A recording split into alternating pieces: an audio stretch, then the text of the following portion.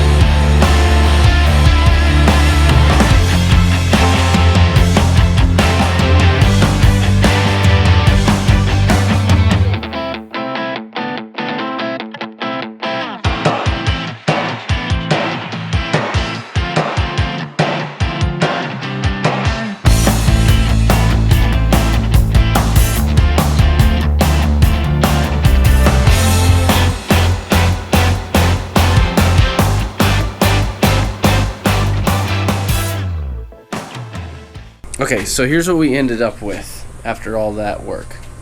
We have our long tube headers V-banded into kind of like an X pipe.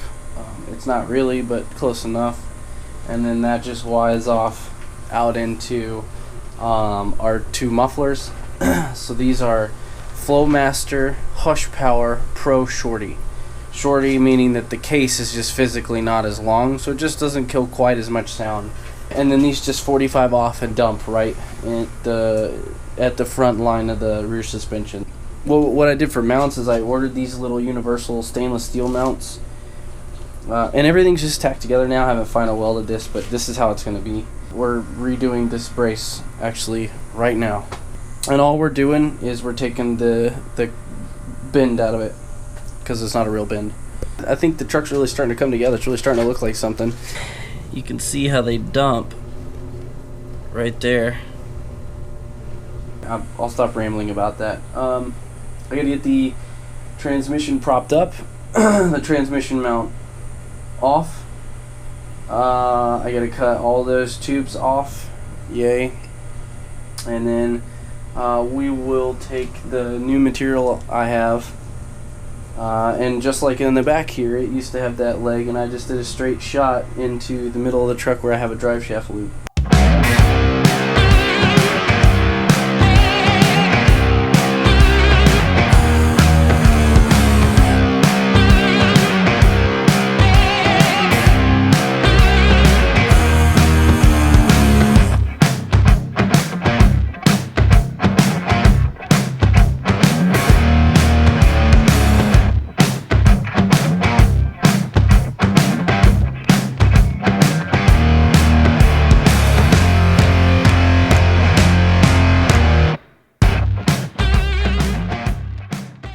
I apologize, there is a issue with the footage, the sound on the footage from the other night, and I ended up not even like recording the very last of the work we did to the frame. I did to the frame just because it was getting late. I was running out of time. I ended up staying outside working on this longer than I should have, and so anyway, I'll catch you back up on that real quick, and then I'll explain what we're getting into today. We replaced that bar,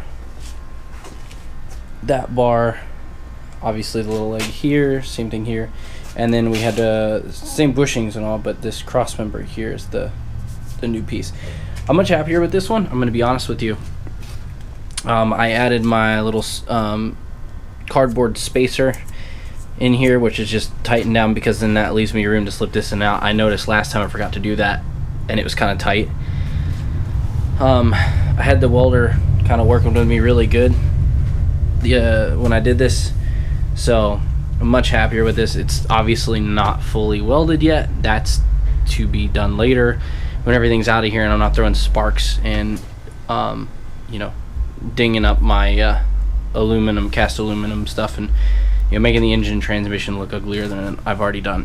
What we're gonna work on tonight is where this screwdriver is, that hole.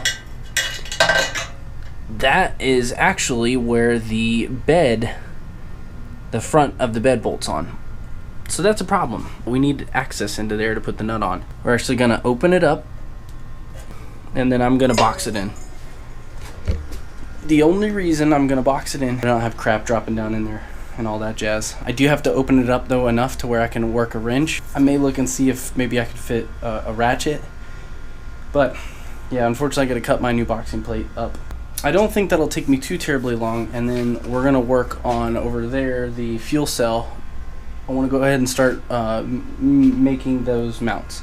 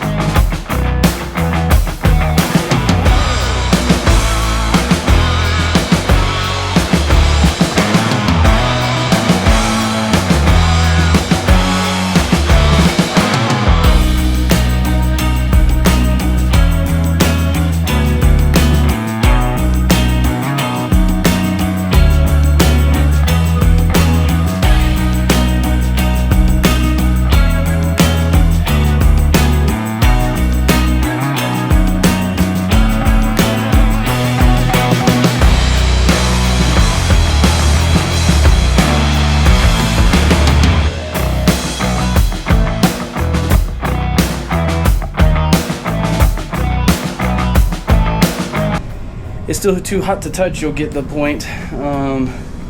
Unfortunately, this is going to kind of have to be where I wrap it up for this evening, but we'll continue on to the fuel cell mount in the rest of this video, but a different day, because I told you I would. There is the pocket. Not my best welds, but they'll do. And then crotch shot right there. Yeah. I mean, that's what it amounts to. It's nothing fancy. It did take a little bit longer than I wanted just to kind of try and fit everything in there nice and tight. Still had some little gaps. Thank God for the MIG welder. It's kind of like cheating when it comes to that.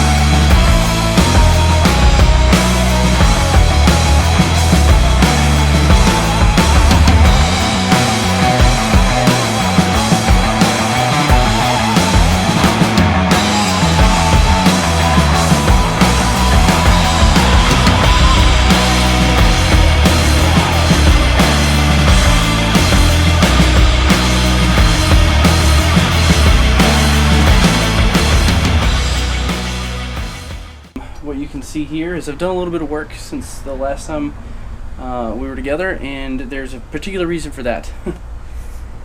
The footage I filmed didn't have any audio.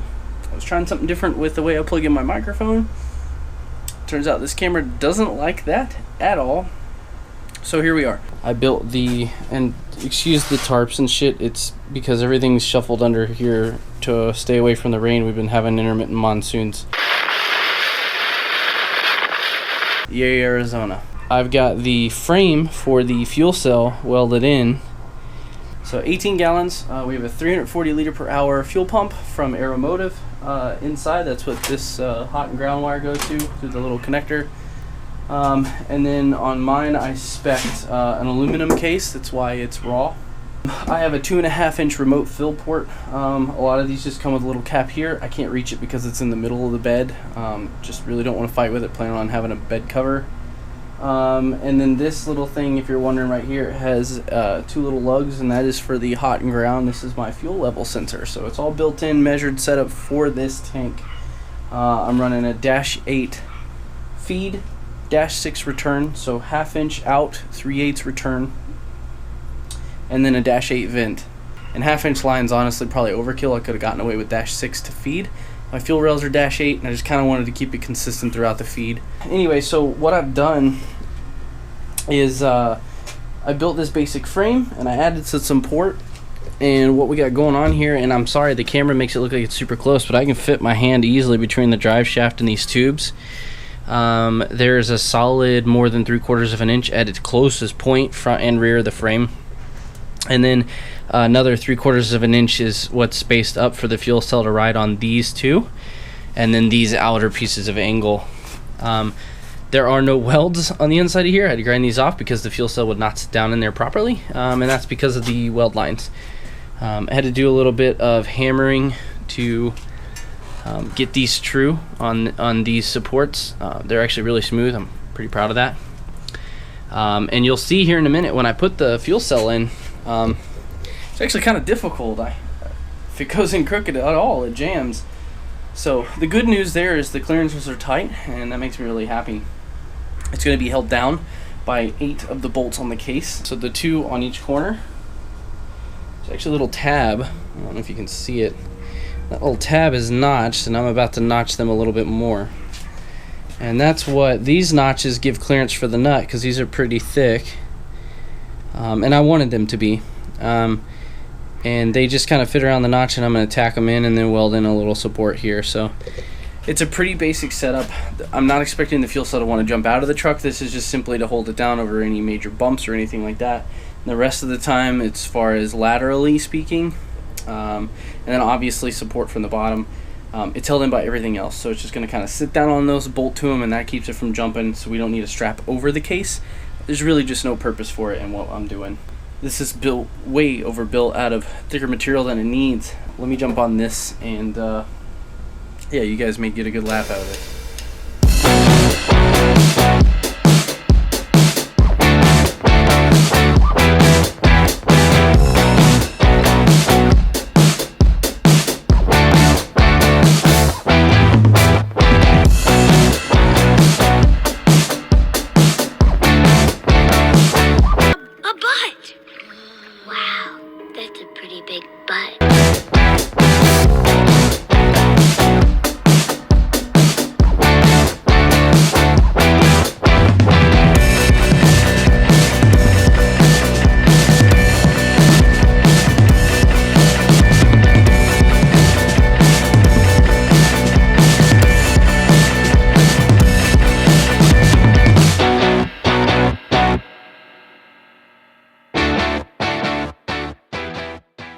This is before welding. So tabs are all trimmed, fuel cell set in, I grounded it so it would go in a little bit easier. Now I'm just gonna go around and tack all the tabs in, so you pull the cell back out without the tabs and finish weld those up. It's pretty straightforward. Be right back with you. Okay everybody, so I want to jump in before the end of the video here, and as promised explained why in the hell I'm putting the fuel cell in the middle of the truck and not the rear low like most people do. So this is based on suspension theory, and for those of you that are concerned about performance, maybe going to build your trucks, or you just don't understand why I've done it this way, you know, what's the logic? This will probably explain that pretty well. So I'm going to use green and red for bad and good, pretty simple. Again, this is based on solid suspension theory across the board in motorsports. It's just considered, I guess, non-traditional in trucks, and that's kind of how I roll. So I have our very ugly, unattractive skateboard chassis here, we'll call it. And you've got your two axles with your wheels on it, and then you have your chassis, right? So traditionally what happens with trucks is guys, gals, whoever is gonna put the gas tank like here. And that's great. It packages really well there. There's nothing else going on in the frame, especially when it comes to sport trucks and stuff like that.